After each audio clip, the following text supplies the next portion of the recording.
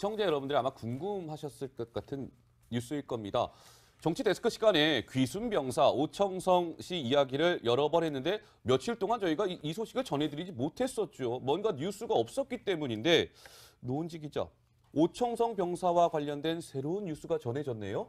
네, 사실 그 국군병원으로 언제 이송이 되느냐가 상당히 좀 관심이었는데 지금 아주대병원에 네, 있으니까. 아주대병원에 있으니까요. 그런데 내일 이송을 한다 이런 소식이 공개가 됐습니다. 그래요? 오늘로 사실 오청성 병사가 귀순한 지 딱 한 달이 되는 날이잖아요. 지난달 13일 날 네, 그렇죠. 이제 넘어왔으니까. 한 달 동안의 엄청난 회복기를 거쳐서 사실 여러 의료진들의 도움으로 건강을 좀 어느 정도 회복을 했기 때문에 내일 이제 국군 수도병원으로 이송을 한다고 하는데요. 예. 그런데 이송되는 시간이나 뭐 그 이송을 하는 어떤 동선 같은 거는 절대 비공개라고 합니다. 지금 군 관계자가 이런 얘기를 밝혔는데요. 그 오청성 병사의 예. 상태가 점차 안정을 찾고 있어서 그 의료진과 협의, 그 이국종 센터장과 협의를 한 끝에 그 국군 수도병원으로 이송을 하기로는 했는데 어쨌든 예. 시간과 동선은 그 경호상의 어려움도 있을 수 있기 때문에 절대 네. 비밀로 하고 비밀 후송 작전이 내일 진행이 될 것 같습니다. 네, 알겠습니다. 근데 회복이 굉장히 빠르긴 빠르네요. 한 달 만에 지금 이제 군병원으로 이송이 되는 건데 총상을 뭐 여러 발 맞았는데도 불구하고 굉장히 회복이 빠른 것만은 분명해 보입니다. 그런데 강병규 기자, 네. 얼마 전에 이국종 교수가 이런 얘기했잖아요. 비형간염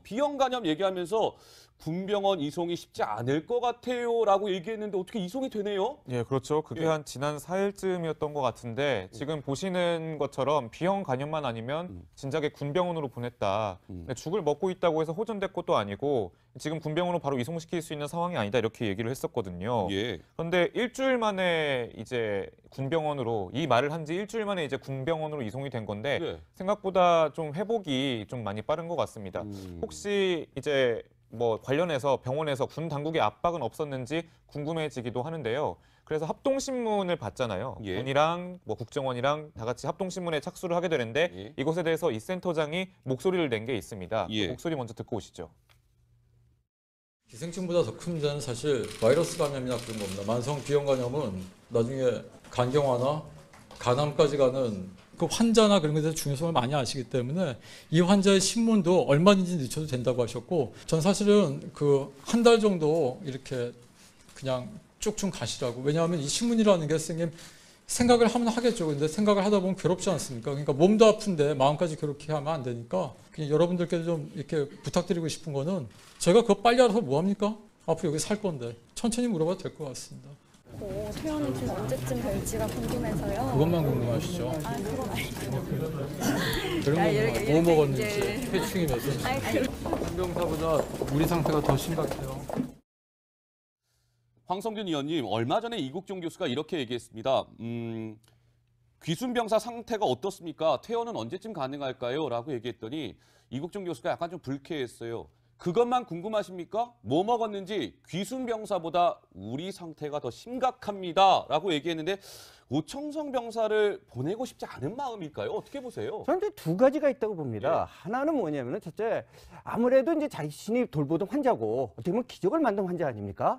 그런데 아직 좀 몸이 덜 회복됐다고 보는데 혹시 국군병원으로 가면은 이제 합심 같은 게 시작되면은 네. 심리적으로 불안해지면서 좀 병세 호전이 늦춰지지 않을까 이런 예. 환자에 대한 마음이 하나 있을 거고요.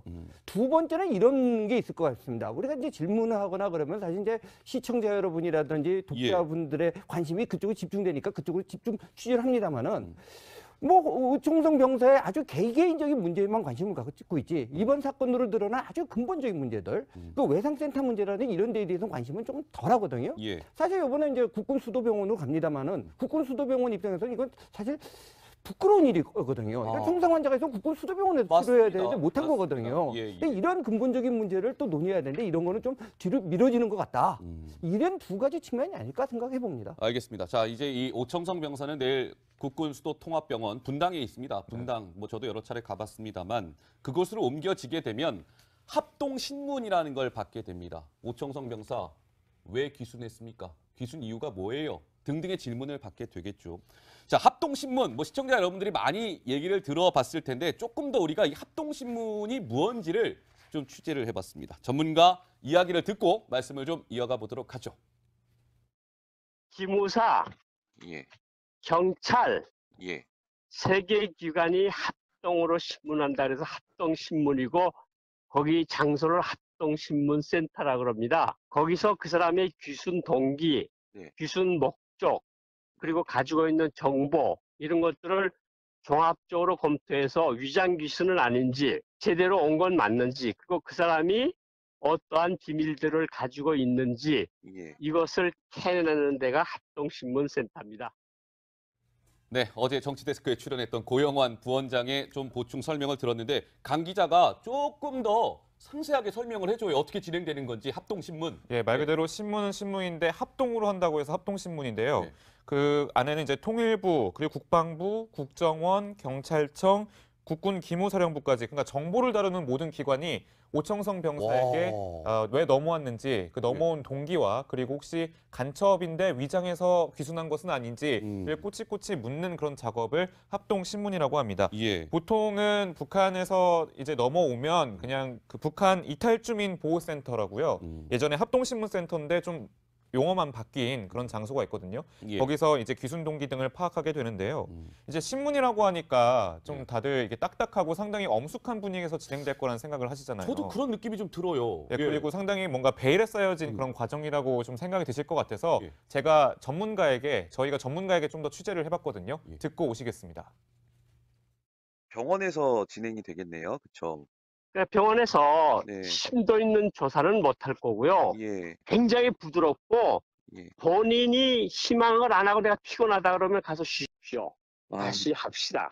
예. 그리고 좀 급박한 상황이 생겼을 경우에는 조금 우리가 좀 급해서 그러는데 조금 더 할 수 없을까요? 하고 항상 본인의 의사를 물어보고 신문을 합니다. 굉장히 식사질이 높아요. 영양 상태가 안 좋은 사람들이 오기 때문에요.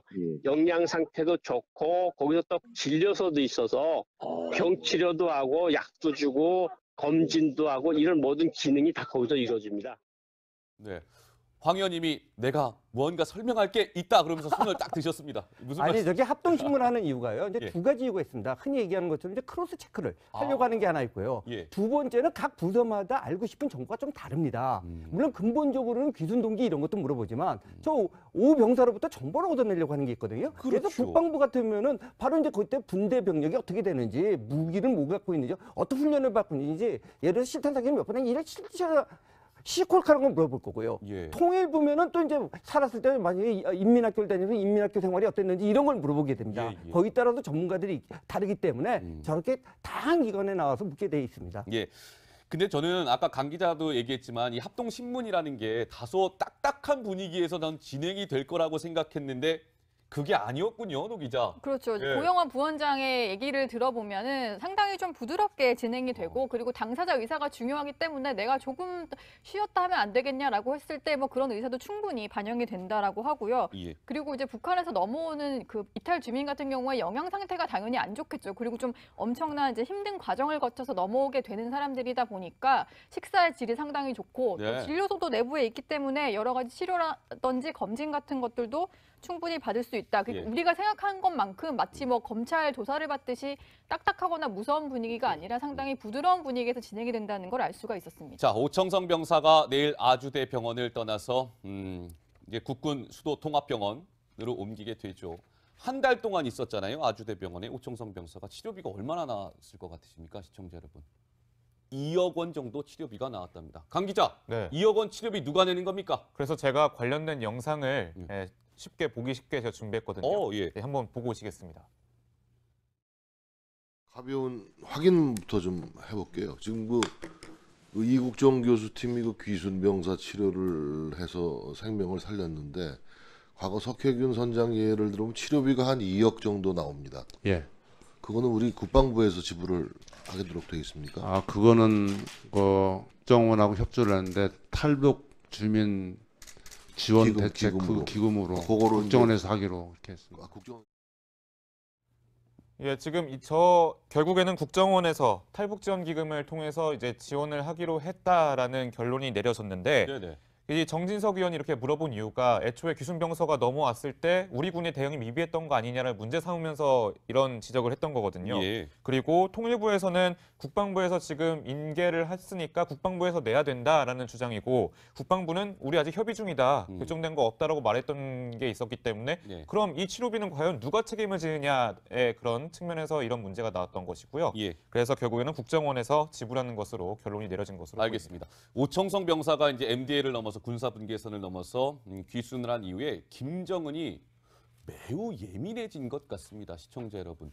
황성균 의원님, 이 김정은이 오죽하면 요즘에 뭐 머리 자르는 것까지도 뭔가 통제를 하기 시작했다는데 이게 무슨 얘기예요? 글쎄요, 이제 이런 얘기가 있습니다. 예. 그러니까 이제 북한에서 이 한국식의 머리 스타일을 하는 것이 늘어나고 예, 예. 일부 이제 그 미용실에서 그렇게 머리를 깎아주는 게 있자 바로 그러니까 주민들 교육용 문건에다가 그런 식의 머리 단정을 하면은 단속됐다. 이런 것까지 나왔다고 합니다. 예. 근데 일부 이제 그런 것이 퍼지고 있는 거는요. 한국에서는 잘 안 알려졌는데 노트텔이라는 게 있습니다. 우리는 노트텔. 이제 그게 뭐냐면 우리 노트북에 워낙 그 많은 그 기재가 있는데 아주 단순한데 USB 같은 거를 꽂으면 그 재생해주는 재생 플레이어입니다. 이게 중국산인데 그게 싼 거는 한 30달러 정도 미화로 비싸도 한 50달러 정도 됩니다. 이게 중국을 통해서 북한은 많이 들어갔거든요. 예, 예. 이걸 통해 갖고 주민들이 이제 한국의 드라마 같은 걸 많이 봅니다. 그럼 멋있지 않습니까? 예, 예. 그러니까 이제 이걸 쫓아서 이제 뭐 특히 청소년들 가운데서 이런 머리 모양을 하거나 이런 문제가 되는데 예. 김정은이 볼 땐 정말 이거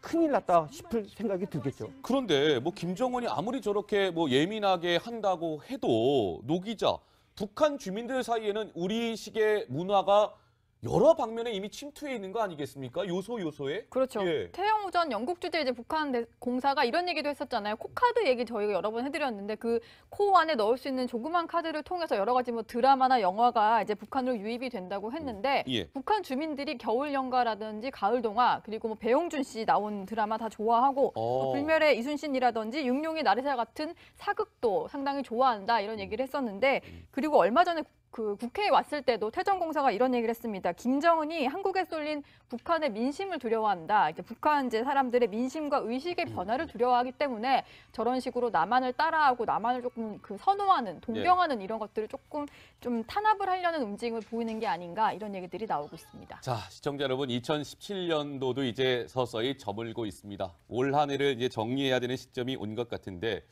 강병규 기자, 네. 취업 포털이죠. 잉크루트가 2017년 올해의 인물을 발표했다고 하는데 누가 1등을 했을까요? 이거 뭐 북 같은 거 북소리 올려야 되는지 모르겠는데요. 1등은 다들 아시는 분들이 있을 텐데 네. 이국종 교수가 1위를 차지했습니다. 48.3% 그러니까 3명 중 1명이 찍은 건데요. 예. 2위가 이제 피겨 여왕 김연아 선수 18.8% 그리고 유시민 전 장관이 16.7%를 차지했습니다. 예. 사실 뭐 귀순병 그런 사건이 아니었다면 이국종 교수가 1위를 못했을 수도 있겠죠. 네. 네, 하지만 다시 귀순병이 그런 사건이 이제 발생하면서 이 중증 외상센터의 중요성을 다시 한번 깨우쳐줬기 때문에 이런 인기가 다시 한번 치솟은 걸로 보입니다. 자, 올해의 인물 1위는 호감 가는 인물 1위는 이국종 교수가 차지했는데 시청자 여러분들이 궁금하실 것 같아요. 이거 호감 가는 사람이 있으면 비호감도 있는 거 아니겠습니까? 비호감 1등은 누가 된 거예요? 노은지 기자. 비호감 1등은 사실 호감도가 높은 사람이 이제 문재인 대통령도 있었는데 네. 박근혜 전 대통령이 비호감도 1위를 차지한 걸로 좀 알려져서 그래요? 네, 사실은 좀 약간 전현직 대통령 좀 대비되는 모습을 보이고 있다. 뭐 이런 얘기들이 이런 분석들이 나오고 있습니다. 네, 박근혜 전 대통령이 비호감 분야 1위를 차지했다는 소식까지 전해드렸습니다. 진료소도 있어서 병 치료도 하고 약도 주고 검진도 하고 이런 모든 기능이 다 거기서 이루어집니다. 네, 황 의원님이 내가 무언가 설명할 게 있다 그러면서 손을 딱 드셨습니다. 무슨 아니 말씀? 저게 합동신문하는 이유가요. 이제 예. 두 가지 이유가 있습니다. 흔히 얘기하는 것처럼 이제 크로스 체크를 하려고 하는 게 하나 있고요. 예. 두 번째는 각 부서마다 알고 싶은 정보가 좀 다릅니다. 물론 근본적으로는 귀순 동기 이런 것도 물어보지만 저 오 병사로부터 정보를 얻어내려고 하는 게 있거든요. 그래서 그렇죠. 국방부 같으면은 바로 이제 그때 분대 병력이 어떻게 되는지 무기를 뭐 갖고 있는지 어떤 훈련을 받고 있는지 예를 들어 실탄 사격을 몇 번 했는지 이를 실제 시콜카라는 걸 물어볼 거고요. 예. 통일부면은 또 이제 살았을 때 만약에 인민학교를 다니면서 인민학교 생활이 어땠는지 이런 걸 물어보게 됩니다. 예, 예. 거기에 따라서 전문가들이 다르기 때문에 저렇게 다양한 기관에 나와서 묻게 돼 있습니다. 예.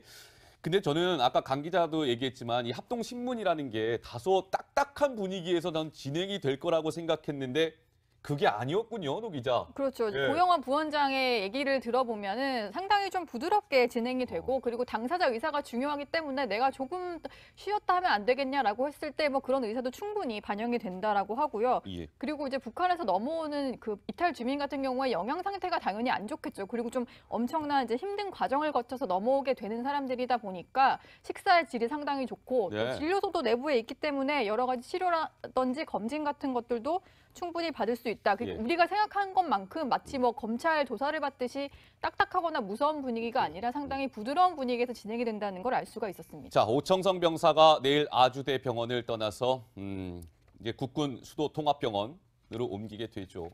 한 달 동안 있었잖아요. 아주대 병원에 오청성 병사가 치료비가 얼마나 나왔을 것 같으십니까, 시청자 여러분? 2억 원 정도 치료비가 나왔답니다. 강 기자, 네. 2억 원 치료비 누가 내는 겁니까? 그래서 제가 관련된 영상을 쉽게 보기 쉽게 제가 준비했거든요. 예. 네, 한번 보고 오시겠습니다. 가벼운 확인부터 좀 해볼게요. 지금 그 이국정 교수팀이 그 귀순 병사 치료를 해서 생명을 살렸는데 과거 석혜균 선장 예를 들면 치료비가 한 2억 정도 나옵니다. 예. 그거는 우리 국방부에서 지불을 하도록 되어 있습니까? 아, 그거는 시청자 여러분들이 아마 궁금하셨을 것 같은 뉴스일 겁니다.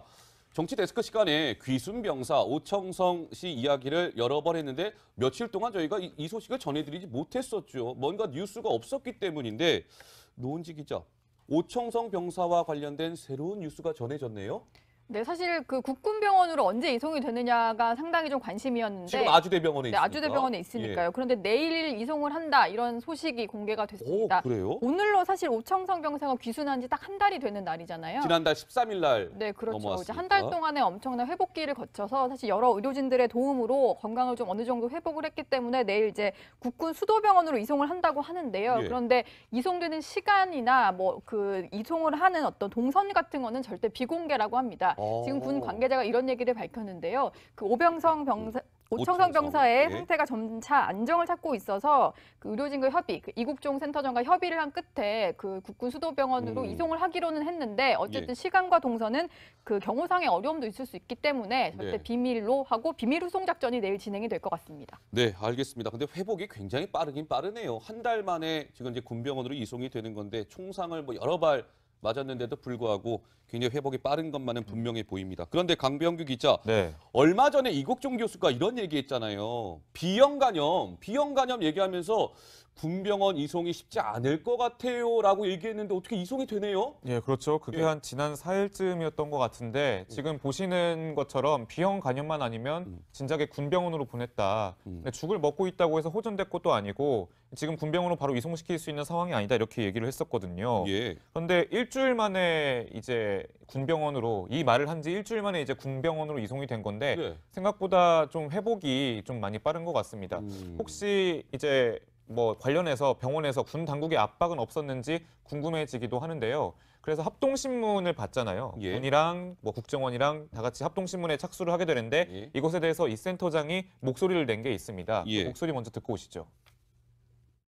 기생충보다 더 큰 문제는 사실 바이러스 감염이나 그런 겁니다. 만성 비형 간염은 나중에 간경화나 간암까지 가는 그 환자나 그런 것에 대해서 중요성을 많이 아시기 때문에 이 환자의 신문도 얼마든지 늦춰도 된다고 하셨고 전 사실은 그 한 달 정도 이렇게 그냥 쭉쭉 가시라고. 왜냐하면 이 신문이라는 게 선생님 생각을 하면 하겠죠. 근데 생각을 하다 보면 괴롭지 않습니까? 그러니까 몸도 아픈데 마음까지 그렇게 하면 안 되니까 그냥 여러분들께도 좀 이렇게 부탁드리고 싶은 거는 제가 그거 빨리 알아서 뭐 합니까? 앞으로 여기 살 건데 천천히 물어봐도 될 것 같습니다.